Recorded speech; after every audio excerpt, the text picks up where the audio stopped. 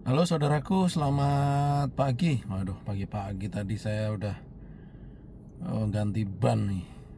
Gak bocor, mungkin tambalan lama, tapi mungkin tambalannya lepas. Tambalan pakai baut gitu, bukan pakai karet.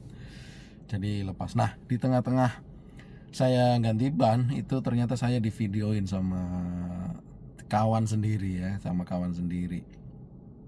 Katanya mau diupload ke grup biar lucu-lucuan katanya gitu. Oke, tapi itu nggak apa-apa sih. Tapi saya mau bahas terkait dengan memvideokan orang lain lalu kita upload ke media sosial, itu bisa dipidana atau tidak gitu ya.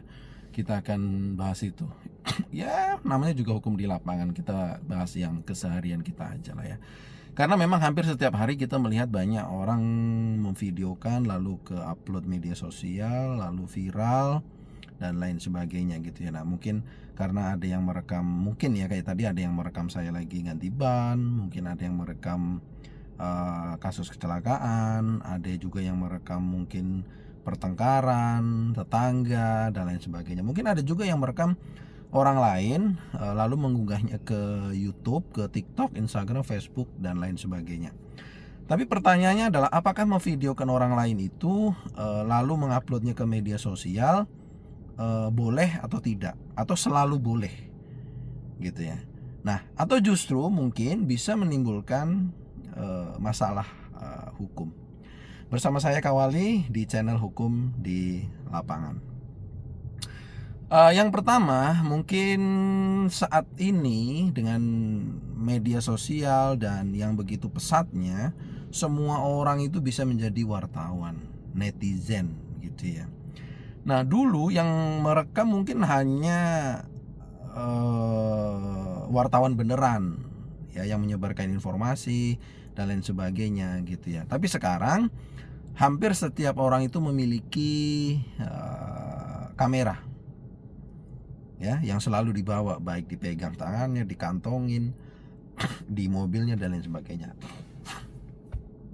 Nah, satu kejadian di jalan seperti saya tadi itu direkam oleh seseorang, beberapa orang, atau mungkin puluhan orang karena kasus kecelakaan mungkin ya kan. Nah, dalam hitungan menit bahkan detik, sekalinya klik upload, videonya bisa viral gitu ya.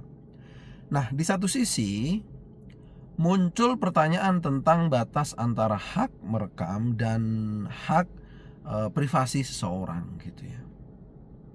Kalau misalnya saya tadi buka baju gitu ya, karena mau berangkat kerja pagi biar nggak basah gitu ya, akhirnya kita buka baju, akhirnya direkam sama orang gitu ya. Ada untuk mengganti ban tadi ya. Nah, itu kan bisa mengganggu privasi gitu ya. Untungnya kawan-kawan tadi saya mengerti gitu ya. Nah, apakah boleh merekam orang lain itu gitu ya. Nah, secara umum memang merekam suatu peristiwa yang terjadi di ruang publik itu tidak dilarang gitu ya. Namun persoalannya adalah sering muncul bukan saat merekamnya gitu ya, melainkan saat menyebarkannya, menyebarluaskannya gitu. Itu kena UTE kawan-kawan ya. Nah, misalnya tadi ya udah upload video, judulnya yang mengagetkan, serem gitu ya, dengan narasi yang tidak benar gitu ya, mempermalukan seseorang, terus menyebarkan data diri gitu ya, atau mungkin menggiring opini tanpa fakta yang sebenarnya, atau dengan kejadian yang lengkap dipotong-potong sedikit-sedikit gitu ya. Nah, disinilah potensi masalah hukum bisa muncul, bisa terjadi. Nah, sedang apa bahayanya ketika sudah masuk ke pengadilan media sosial? Nah, fenomena yang sering terjadi sekarang adalah pengadilan sosial atau pengadilan media sosial lebih tepatnya gitu ya. Seseorang direkam, videonya viral, ya padahal belum tentu tuh, belum tentu salah, belum tentu benar, belum tentu runut kejadiannya gitu. Sedangkan di situ sudah dilihat oleh ribuan orang, pasti menyimpulkan siapa yang salah, siapa yang benar, padahal belum tentu gitu. Nah, kita harus ingat kawan-kawan ya, saudara-saudaraku semua ya,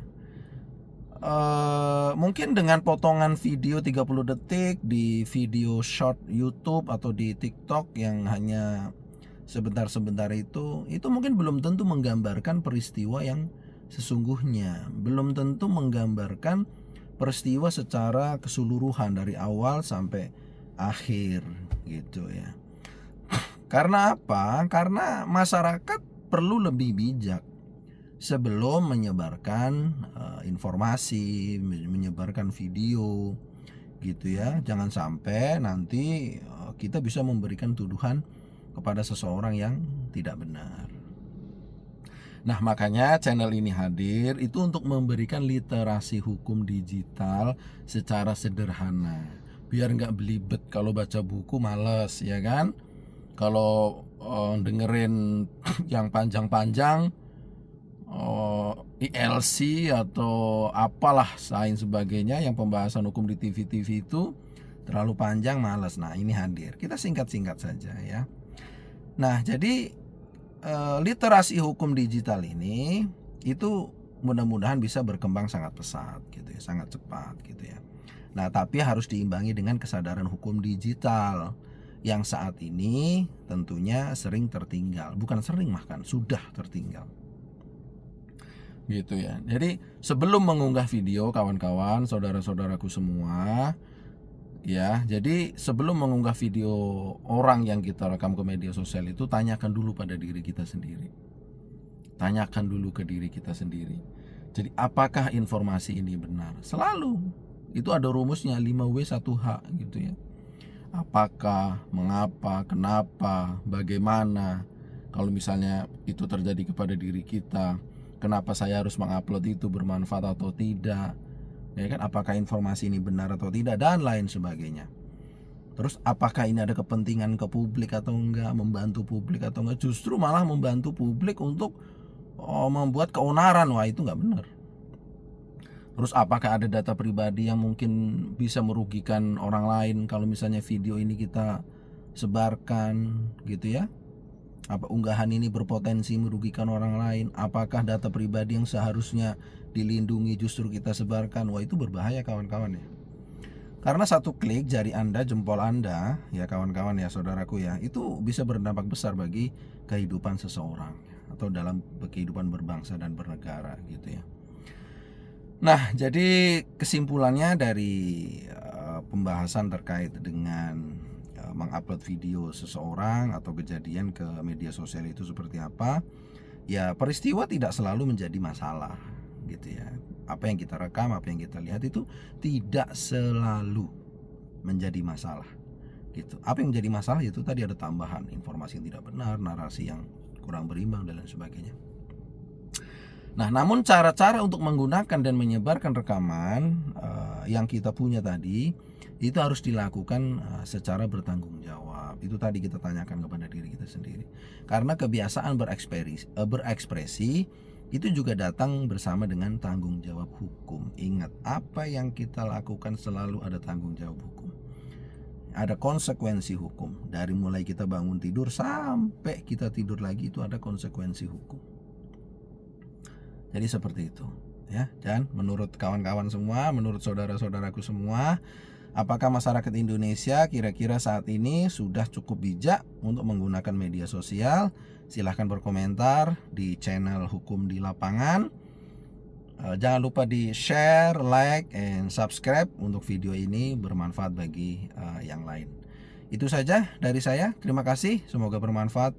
Selamat pagi, selamat bekerja dengan aman.